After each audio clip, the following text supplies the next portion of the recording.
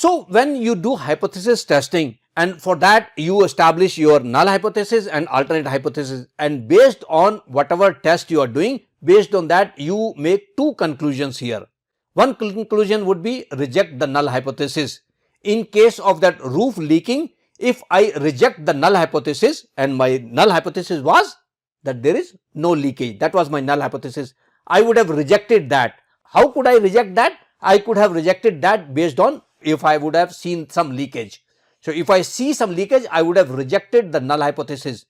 My rejection of null hypothesis means that there is leakage in the roof. The second conclusion could be I failed to reject the null hypothesis. That means I checked around, I did not see any leakage. So that means I failed to reject my null hypothesis. One thing you should remember is that you never accept the null hypothesis. Either you reject the null hypothesis or you fail to reject the null hypothesis. So when I do roof inspection, I can just make two conclusions. One conclusion is that roof is leaking. That's the first conclusion. Second conclusion is that I don't see any sign of roof leakage.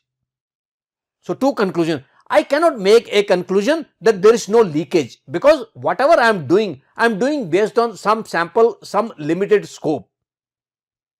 Similarly, in case of judgment also, when a criminal goes to court, so court will either decide whether the person is criminal, or they will decide that there is no evidence that this person is a criminal.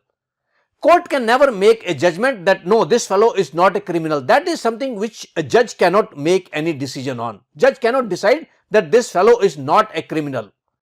This looks a little bit odd, but this is something which you need to remember, that when you do null hypothesis, you make two types of conclusion: reject the null hypothesis or fail to reject the null hypothesis.